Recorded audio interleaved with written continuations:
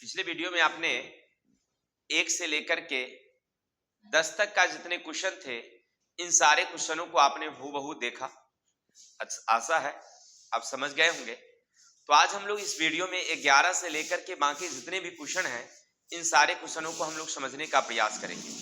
तो question number 1 देखते हैं क्या कहता है। ग्रामीण क्षेत्रों में आवासीय बस्तियों का वर्णन कीजिए। तो देखिए, हमारे जो ग्रामीण बस्तियां हैं ना, उसमें आवासीय दृष्टि से अगर देखा जाए तो बहुत ही ज्यादा हमारा लोग निवास करते हैं। यानी कुल भारत का 73.87% का निवास करती है, गांव में निवास करती है। कोई गांव ज्यादा सघन है, लेकिन कुछ गांव ऐसे भी हैं जहां जनसंख्या घनत्व बहुत ही कम है, 50 से 60 मतलब है व्यक्ति प्रति वर्ग किलोमीटर है। यानी कि गांव में जनसंख्या बहुत ही कम निवास करती है। यानी जनसंख्या घनत्व के हिसाब से अगर पूरे भारत की बात करें तो शहरी जनसंख्या बहुत ही कम है और ग्रामीण जनसंख्या सबसे ज्यादा है। चलते हैं क्वेश्चन नंबर आगे। भारत में किन प्रांतों में ग्रामीण जनसंख्या, आपसे पूछ रहा है कि भारत के किन प्रांतों में ग्रामीण जनसंख्या का प्रतिशत अधिक है। अब देखिए, कुछ गांव ऐसे भी हैं जहां जनसंख्या बहुत ज्यादा है, कुछ ऐसे भी गांव हैं जहां जनसंख्या कम है। तो अब आपसे पूछ रहा है कि ऐसे कौन से गांव हैं जहां जनसंख्या प्रतिशत ज्यादा है। तो आप लिखेंगे, देखिए भारत के अधिकांश गांव में, खासकर जैसे बिहार का एक गोपालगंज है जहां पर 94.31%, वहीं असम का एक जिला है जहां 98.14, मध्य प्रदेश के झाबुआ है जहां 92.87% जनसंख्या गांव में निवास करती है। माने ये सब गांव जो है ना, ज्यादा सघन वाला गांव है। ठीक है, यानी कि आप क्या याद रखेंगे, बिहार के गोपालगंज, असम के मेघाजी और मध्य प्रदेश के झाबुआ। झाबुआ मालूम है ना कहाँ है, जहां चंद्रशेखर आजाद का जन्म हुआ था, वही झाबुआ है। ठीक है, वही जिला। तो वो जिला जो है ना, बहुत ही सघन जनसंख्या वाला है, माने सबसे ज्यादा लोग वहां पर निवास करते हैं। ये जो गांव हमने बताया, यहाँ पर जनसंख्या की जो मतलब घनत्व है बहुत ज्यादा है, यानी शहर की तरह। देखिए वहां पर इतना लोग निवास करते हैं, सबसे ज्यादा सघनता वाला। क्लियर? चलिए आगे चलते हैं। क्वेश्चन नंबर देखते हैं 13 क्या कहता है, सुनिएगा। देश की अर्थव्यवस्था में ग्रामीण जनसंख्या का क्या प्रभाव पड़ता है। देश की अर्थव्यवस्था में ना ग्रामीण जनसंख्या का सबसे बड़ा प्रभाव है, क्योंकि भारत कृषि प्रधान देश है और कृषि गांवों में होती है। तो जब तक गांव में कृषि अच्छी व्यवस्था नहीं होगी तो देश की अर्थव्यवस्था जरूर प्रभावित होगी। आपने क्या समझा कि अगर देश की अर्थव्यवस्था को सुधारना है तो ग्रामीण अर्थव्यवस्था बहुत ही जरूरी है। वही यहां लिखा जा रहा है कि भाई ग्रामीण जनसंख्या का क्या प्रभाव। तो ग्रामीण जनसंख्या का देश की अर्थव्यवस्था पर प्रभाव पड़ती है, और देश की अर्थव्यवस्था केवल शहर से नहीं होती है, गांव से भी होती है। अगर गांव की अर्थव्यवस्था सही नहीं है तो फिर देश का अर्थव्यवस्था कैसे। खासकर भारत तो गांव का देश है। तो कहने का अर्थ मेरा यह था कि अगर देश की अर्थव्यवस्था को आप सुधारना चाहते हैं तो गांव की जो अर्थव्यवस्था है उसको भी आपको सुधारना पड़ेगा। यानी गांव में नगरीकरण, औद्योगिकरण, या कृषि है तो कृषि में आधुनिकीकरण जब लाएंगे, लोगों की अर्थव्यवस्था बढ़ेगी, तब जाकर के हमारी अर्थव्यवस्था भी सुधरेगी। क्लियर? चलते हैं क्वेश्चन नंबर आगे। क्वेश्चन 4 क्या कह रहा है, सुनिएगा। भारत की किन प्रांतों में सम्मिलित नगरीय जनसंख्या इससे कुल नगरीय जनसंख्या की आधी है। माने ऐसे कौन से जनसंख्या है, माने सॉरी नगर हैं या प्रांत हैं जहां की जनसंख्या देश की जनसंख्या के अधिकांश वहीं पर निवास करती है। तो अगर पूरे भारत की बात करें तो 28 राज्य, 7 केंद्र शासित प्रदेश। अब इन राज्यों में कुछ ऐसे राज्य हैं जहां बहुत ज्यादा जनसंख्या निवास करती है, जिनमें महाराष्ट्र है, उत्तर प्रदेश, तमिलनाडु, पश्चिम बंगाल और आंध्र प्रदेश। ये 5 ऐसे राज्य हैं जहां नगरीकरण बहुत तेजी से हुआ है। खास करके देश की 29.5 नगरीय जनसंख्या यही निवास करती है, इन्हीं राज्यों में करती है, यानी सबसे ज्यादा। ठीक है ना। इसके अलावा पंजाब में भी नगरीकरण तेजी से हुआ है, आंध्र प्रदेश में नगरीकरण तेजी से हुआ है, तो कुल मिलाकर के अगर देखा जाए तो हमारे देश के 5 प्रांत में सबसे ज्यादा जनसंख्या निवास करती है। कौन कौन है? तो वो हमारी खास करके देखिए किन प्रांतों में नगरीय जनसंख्या, तो नगरी बिहार में ज्यादा है लेकिन नगरीय जनसंख्या बिहार में नहीं है। नगरीय जनसंख्या कहाँ है सबसे ज्यादा? तो महाराष्ट्र, उत्तर प्रदेश, तमिलनाडु, पश्चिम बंगाल और आंध्र प्रदेश। अभी नया में पंजाब भी ग्रोथ कर रही है, नगरीकरण वहां तेजी से बढ़ रहा है। क्लियर? अब आगे चलेंगे। भारत की नगरीय जनसंख्या के अन्य देशों से तुलना कीजिए, यानी भारत और अन्य देशों की बात कर रहा है कि भाई नगरीय जनसंख्या आपने अगर पढ़ा है तो भारत और अन्य देशों की तुलना कीजिए कि कहां कितनी जनसंख्या है। हमारे भारत में नगरीय जनसंख्या मात्र 25.7% है। अब आप आगे दूसरे राज्य में चलेंगे, दूसरे देशों में चलेंगे तो हमसे बहुत ज्यादा है। इंग्लैंड 90% के करीब है। देखिए, अगर शहरीकरण की बात करें तो रूस की शहरीकरण 16.1 करोड़, चीन है 16 करोड़, जबकि ब्रिटेन 78%, यानी ब्रिटेन में 78%, एक समय 78 लोग शहर में रहते हैं, मात्र 22 लोग गांव में रहते हैं। हमारे यहाँ 25 लोग शहर में रहते हैं, 75 लोग कहाँ रहते हैं? गांव में रहते हैं। Canada 73%, America 70%। यानी नगरीकरण की अगर बात करें, नगरीय जनसंख्या की बात करें तो भारत बहुत ही पीछे है। अन्य देशों की अपेक्षा भारत क्या है? बहुत ही पीछे। यानी सबसे आगे पर है नहीं, सबसे आगे नंबर पर है ब्रिटेन यानी कि इंग्लैंड, दूसरे नंबर पर है कनाडा, तीसरे नंबर पर है अमेरिका, चौथे नंबर पर और दूसरे देश हैं। लेकिन हमारी भारत की अगर बात करें तो भारत बहुत ही पीछे है नगरीकरण में अभी भी। यानी हमारे नगरीय जनसंख्या कितना है? मात्र 25%। क्लियर? आप समझ गए होंगे कि भारत नगरीय जनसंख्या में विश्व की अगर तुलना करेंगे तो बहुत ही पीछे है। नंबर 1 पर कौन आता है? इंग्लैंड। दूसरे नंबर पर हारे ब्रिटेन की इंग्लैंड कहते हैं। ब्रिटेन तो राजधानी है, इंग्लैंड उसकी राजधानी। ब्रिटेन इंग्लिश में बोलते हैं, हिंदी में इंग्लैंड बोलते हैं। ठीक है, चलिए आगे चलते हैं।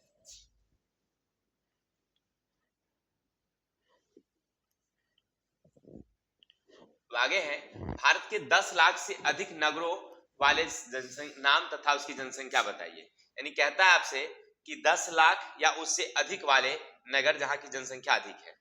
तब मुंबई, कोलकाता, दिल्ली, चेन्नई, इसी तरह से बंगलौर, अहमदाबाद, हैदराबाद, पुणे, ये सब क्या है? शहर हैं जहां जनसंख्या क्या है? बहुत ही 10 लाख से भी ज्यादा है। यहाँ 125.7 तकरीबन है जो जनसंख्या क्या है वहां पर है। अब समझ लीजिए कि आपसे क्वेश्चन क्या कहा कि 10 लाख या उससे अधिक वाले शहर जो भारत में है, तो 10 लाख या उससे अधिक वाले में कौन कौन? तब मुंबई, कोलकाता, दिल्ली, चेन्नई, बंगलौर, पुणे इत्यादि। कोई दिक्कत? अब आगे चलेंगे। नगरीय जीवन की मुख्य समस्या क्या है?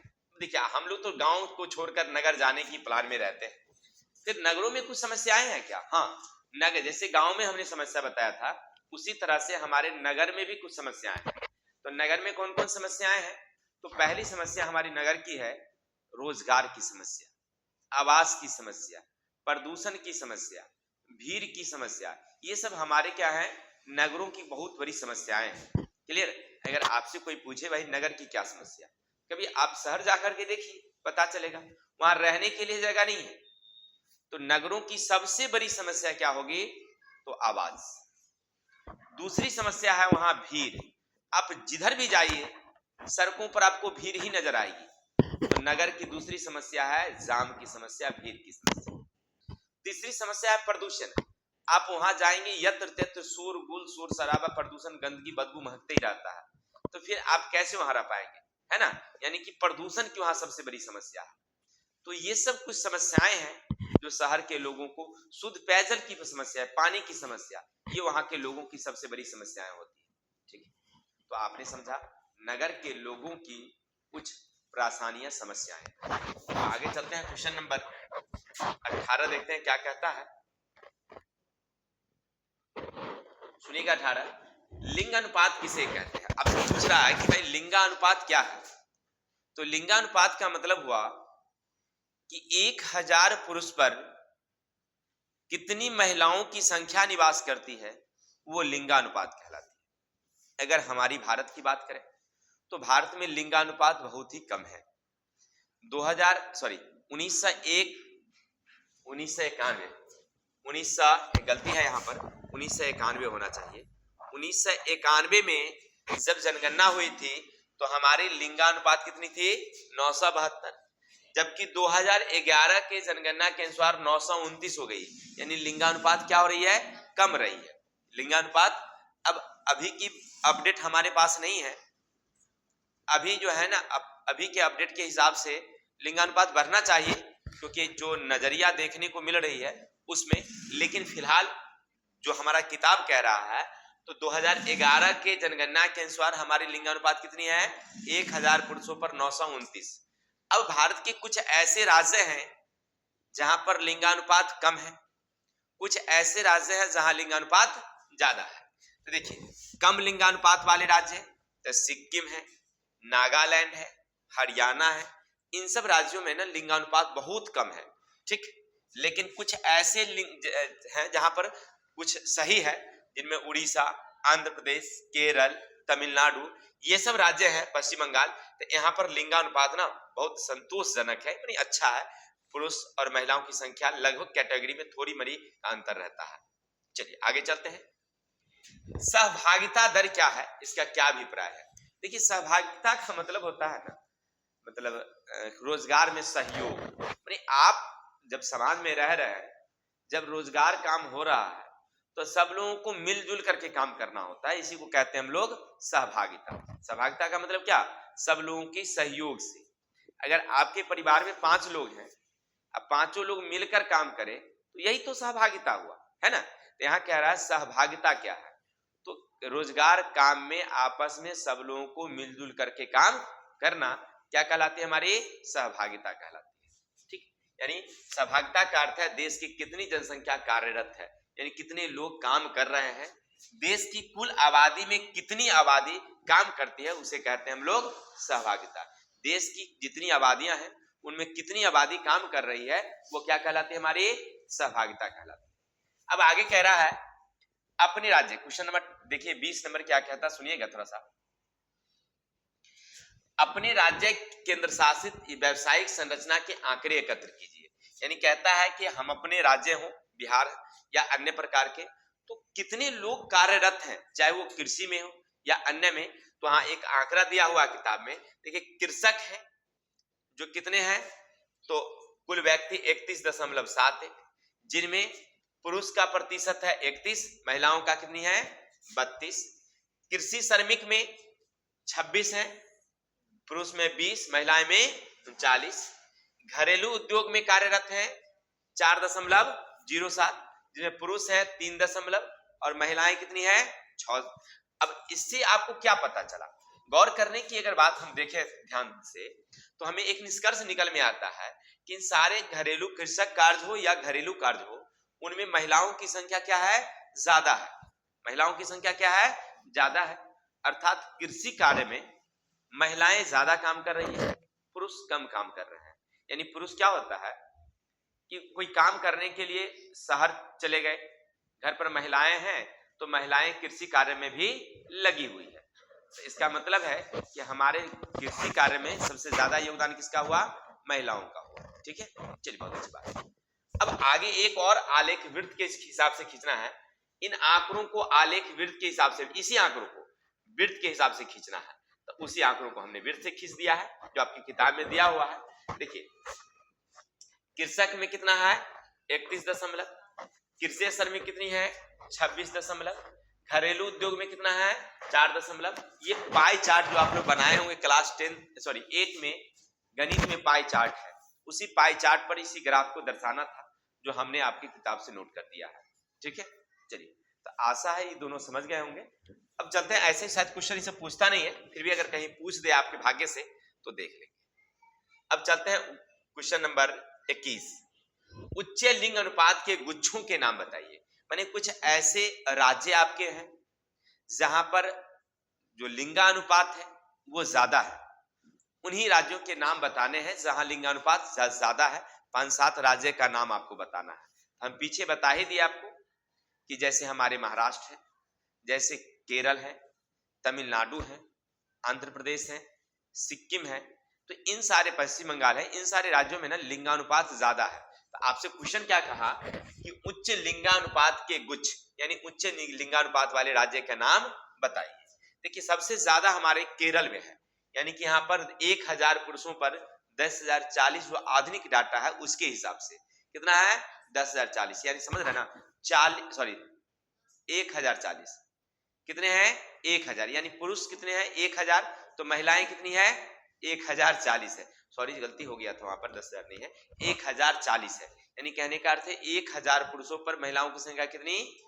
चलिए अब चलिए गोवा में कितना है तो 969 है, थोड़ा सा कम है। इसी तरह से जैसे जैसे हम उत्तरोत्तर भागते जाते हैं, इधर उड़ीसा चलिए तो उड़ीसा में 972 है, उत्तर प्रदेश नहीं आंध्र प्रदेश में 972, तमिलनाडु में 972। तो ये सब राज्य संतोषजनक है, ये सब राज्य क्या है संतोषजनक है। लेकिन अगर यहाँ की बात करें हम लोग मध्य प्रदेश की बात करें तो 932, इधर अगर गुजरात और महाराष्ट्र की बात करें तो 936। तो ये सब जो लिंगानुपात है ना वो बहुत ही कम है, ये लिंगानुपात बहुत ही कम है, अर्थात यहाँ पर चिंता की विषय है। लेकिन देखिए अब पूरा निष्कर्ष निकालने के बाद हमको ये समझ में आया कि जो राज्य है ना केरल, यहाँ लिंगानुपात इसलिए ज्यादा है क्योंकि वो सबसे ज्यादा शिक्षित है। यानी पूरे भारतवर्ष में अगर शिक्षा की बात करें तो सबसे ज्यादा कहाँ है केरल में है, अर्थात केरल शिक्षित होने के कारण लिंगानुपात भी वहां ज्यादा है। चलिए आगे चलते हैं, आगे चलेंगे। लास्ट क्वेश्चन हमारा है इस चैप्टर का, आश्रित जनसंख्या के अधिक अनुपात से कौन कौन सी समस्या उत्पन्न होगी। आश्रित जनसंख्या का मतलब होता है कि वो दूसरे पर आश्रित हो, यानी अपना काम नहीं करता हो, दूसरे के कामों से ही अपना भोजन ग्रहण कर रहा हो, ऐसी जनसंख्या को हम लोग आश्रित जनसंख्या कहते हैं। अब मान लीजिए आपके परिवार में सीधी सी कहानी है कि अगर एक व्यक्ति कमा रहा हो और 4 आदमी खा रहा हो, बैठकर उन्हीं पर निर्भर रह रहा हो, जो कामकाजी हैं और नहीं कर रहे हैं, तो फिर समस्याएं उत्पन्न होती होगी। क्या क्या समस्याएं, तो हमेशा पैसों की किल्लतें रहती होगी ना, हर चीज की समस्याएं होगी आपके पास। जैसे ही पैसा कमेंगे, आय कमेगी, तो हर चीज की समस्याएं होगी, चाहे वो आवास की समस्या हो, कपड़ों की समस्या हो, बीमारी की समस्या हो, यातायात की समस्या, हर चीज की समस्या आपके साथ आएगी। यानी आश्रित जनसंख्या से हमें अनेक समस्याएं उत्पन्न होती है, खास करके हमारी जो देश की जो अर्थव्यवस्था है वो गड़बड़ हो जाती है। क्लियर, यानी देश के जितने लोग हैं सबको काम करना चाहिए, काम करेंगे तब जब आप बढ़ेंगे, पंचायत बढ़ेगी, जिला बढ़ेगा, देश बढ़ेगा। क्लियर, अर्थात आश्रित संख्या से हमें बहुत सारी परेशानियां देखने को मिलती है। चलिए तो ये थे हमारे छोटे छोटे 11 से लेकर के 22 तक के क्वेश्चन। आशा है सारी क्वेश्चन आपको समझ में आया होगा। अगर अभी तक वीडियो देखें तो देखने के लिए धन्यवाद। हाँ, अगर आपको हमारी वीडियो अच्छी लगती है तो लाइक करिए, कमेंट, बाकी समझ रहे हैं तो हमें विदा दीजिए। कल मिलेंगे नेक्स्ट अध्याय के साथ, तब तक के लिए जय हिंद, जय भारत।